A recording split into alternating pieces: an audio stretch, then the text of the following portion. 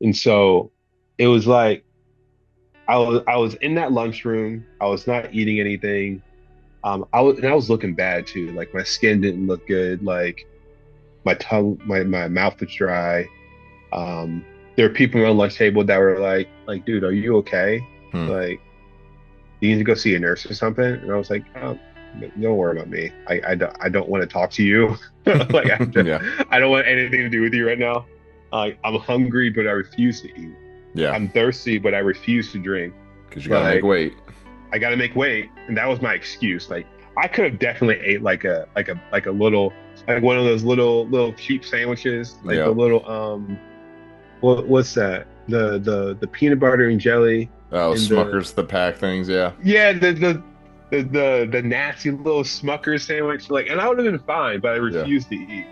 And you know, the lunch bell rang. Everyone got up to leave, and I remember saying out loud for the first time in an audible way, that I want to die. Hmm. And as soon as I stood up, like every function of the body that kept me upright just failed. And I crumbled like a Jenga tower. Like it must have looked like a cartoon. Hmm. Like I just crumbled. And like there was just this, like almost this demonic weight I would describe of like how it felt to like have everything stripped from you, and like I couldn't move, like, and it was as if like I was looking at myself from like the perspective of being on the ceiling, Hmm. and I watched my body fall and kind of like with the momentum like slide under the table. And it's only by the grace of God that someone saw me. Otherwise, I probably still would have, like, I would have definitely been there without help. Hmm. Um, and so like I'm, it's like watching a movie, right? It's like I'm watching people from the ceiling position come to my aid. This guy that I barely knew, like this giant dude, like 6'3", that I barely knew, jumps over a table, grabs my body, and throws it over his shoulder. And I remember feeling it, Hmm. like, but like not really um like I was experiencing and feeling it, but I'm also watching it from like the ceiling. So Hmm. it doesn't really feel all that real, but I know it's happening. Yeah. And administrators run into the pit, into the lunchroom, and um, they they can't really do anything because like by law, like they're not allowed to like do like um resuscitation or stuff like that. Interesting. The nurse had to do it. Like this was Maryland law. Okay. And the nurse wasn't like was at the other end of the school doing something. So it's like had to Run. she had to no, she actually had to walk. Um, no, because it is weird, dude. It's weird because she also wasn't allowed to run because she had to have breath in case she had to do resuscitations. Hmm. So she ran, then and she's out of breath. That kind of it's kind of like a catch 22. Like you have to get there, but you Yeah, have to that's, be equipped when you get there. It's I guess. weird, dude. Yeah, that's weird.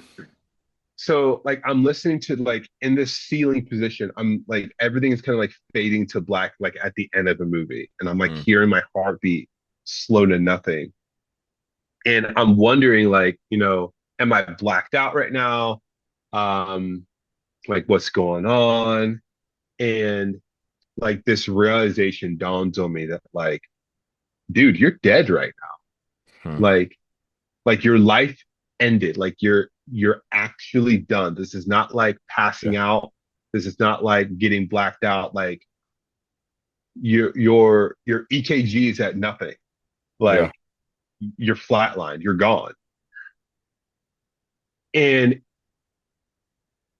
in the place of my heart that I expected satisfaction, I experienced some of the deepest regret I ever experienced in my life. Hmm.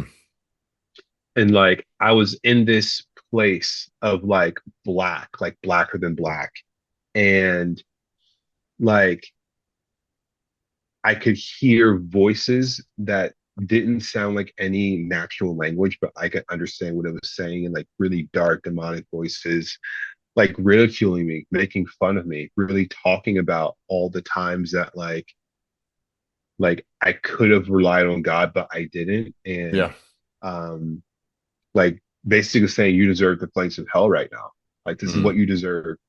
Um and so like in the midst of that regret, disgusting, shame, like that feeling of like I deserve judgment. I've abandoned God. I've I've not been who I'm made to be. Like, and it was just this overwhelming guilt, hmm like that I had done the wrong thing my entire life. And that all of the ridicule that I face is my fault. mm, And so like it's just the elevation of lies that are essentially ridiculous but felt so real yeah. in that space. Like everything those demons said felt like absolute irrefutable truth. And I think that a version of that happens in our daily lives. Like as we go through hard things in life, as we go through um, challenging moments, lies feel real, and therefore they get interpreted as truth. Yes. Um, and I think that a lot of Christians and non-Christians don't realize that your feelings are real.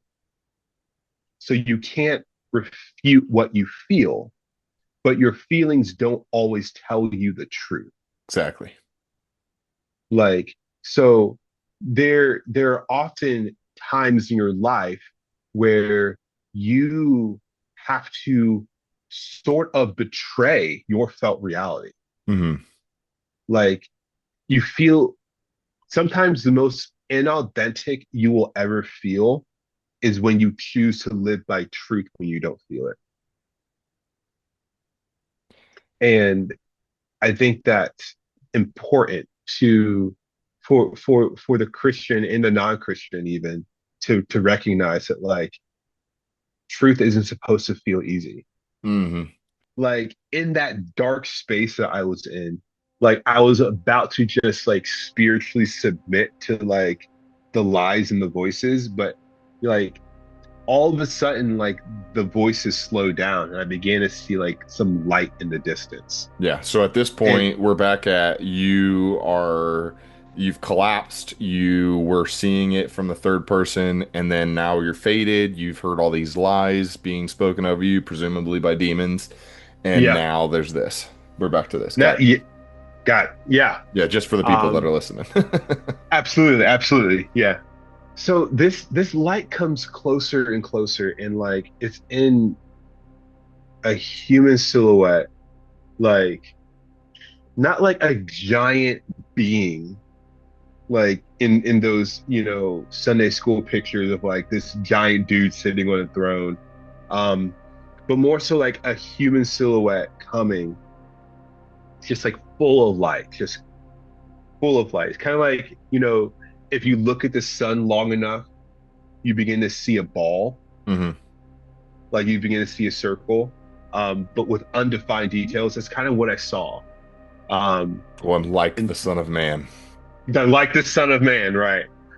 And the demons were quiet, like, or whatever creatures they were, like I can't presume to know what fashion of creature they were. Yeah. I just know that they weren't good. Yeah. Like they weren't on my team. Um, and so this being says, I am your creator. And that's all that he doesn't introduce himself as Jesus. He doesn't do any of that. He's like, I am your creator. Hmm. And you would think that I'm like, okay, God is visiting me, but I'm pissed. Hmm. Like, in this moment specifically, I'm infuriated because it's like, oh, now you come. Hmm. Oh, like you're here now. So you didn't want to show up for the last 16 years of my life. You didn't want to meet me there. You didn't want to help me out. You didn't want to talk to me. You didn't want to minister to me. But now that I'm dead, though, now you're here. Now you've got the recipe for my salvation. So I was livid, dude. I was Hmm. so mad. Um, That's honest. and That's real. yes, it's real. Like I was pissed. I wasn't happy to see God. I was done with him. Hmm. But he showed up anyway. And the whatever spirits or were things they took advantage of my anger. Yeah. They're like, yeah, remember this time? Remember that time? They're like my hype crew. And so I was just I was it was like I was having a rap battle with like the divine. And Oh. yeah, for real. Like it was I I was just so mad. I felt so betrayed in that moment. And so there was no reply. Like he waited until I was done, but it was like he said again, "I am your creator," and so it just made me more mad. Hmm. Like didn't it make me feel better? It's like, do you have anything else to say? You don't have nothing else to say. That you made me. I know you made me. You made me, then you left me. Like, what do you like? What's that supposed to mean to me? Hmm. And so I'm at this point. I'm like, I'm cussing. Like, I'm mad, dude. I don't think I've ever said more cuss words in my life before that point or since then. Like, Hmm. I was just stringing together creative stuff that didn't even make sense. Yeah. Like, Yeah. um, and then he said one more time, and this time, like his voice sounded like rushing waters. But he said it in a very distinguishable, "I'm your creator." I don't think I processed that the moment changed before I started talking again. Um, because as soon as I talked, like he erupted. It was he like flame came from this light source and engulfed me. Hmm. Um, and I was like, it was like a snap. Like, and so I was like, I guess I'm done. I guess I really am done. I guess, if it's possible for a soul to be burnt outside of hell, that's just what happened. Okay. Um, but in that same snap, I arrived at this crisp white place. And it was as if that being who was stood before me took me somewhere else. Hmm. And this being was now more distinguishable. Like the blinding factor of the light was gone. Um, and it was essentially the Jesus found in Revelation. Hmm. Like hair, like eyes of fire, hair white like wool, bronze feet. But his skin was different. It's kind of like looking in a fireplace and seeing the flames flicker. But Okay. but on his skin, it was kind of like it was like a slow organic flame. It wasn't like looking at a fireplace, but it was more like it was a part of him. Wow. It's really hard to articulate, but it's like it was it was organically involved in the essence of his being, and yet it was a part of him, but it Yeah. was on him. It was weird, but like it was absolutely beautiful. And there are colors that were coming off of him that like we have no concept of. Like Yeah. we can't recreate them with what we have available to us on the earth right now. Hmm. Um, and he began to talk to me in a normal tone, like, "I'm your creator." And at this point, I'm kind of humbled and I'm like, okay, but where were you? And so he began to talk to me about all the times where like there was a voice in the back of my head that was telling me like, what if you're wrong? Just Hmm. this slight idea of what if everything that you believe about yourself is inaccurate. What if all the rumors were incorrect about what they assume about you?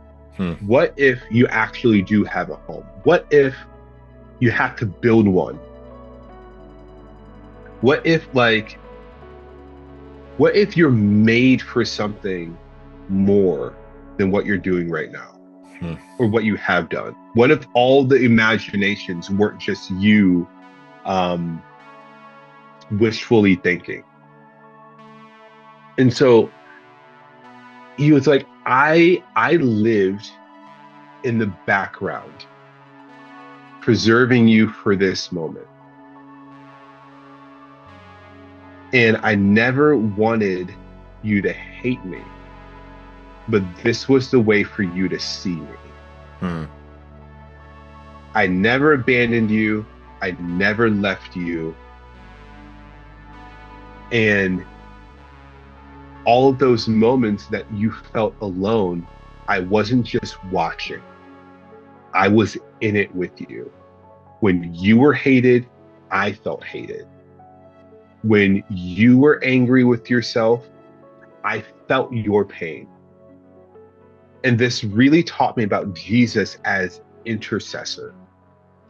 Like, the Hebrew says that like the Lord lives, like Jesus is the the greatest high priest Hmm. because he lives to intercede. I think most people think that he's just up there praying.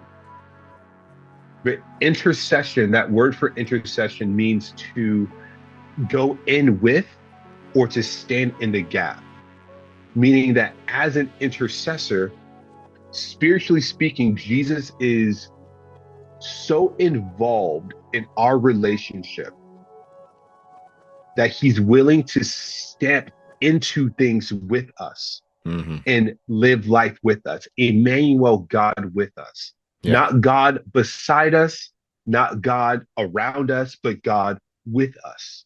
Yeah. So when we're suffering, he is intimately involved with that suffering, as if he's living it with you, as if it's his own. And it's not inappropriate association, it's just intimacy. Yeah. Like he wants to be there. It's not fun for you, it's not fun for him. So I felt that in that place. I felt that he was there in it. And so I could no longer believe that I was alone.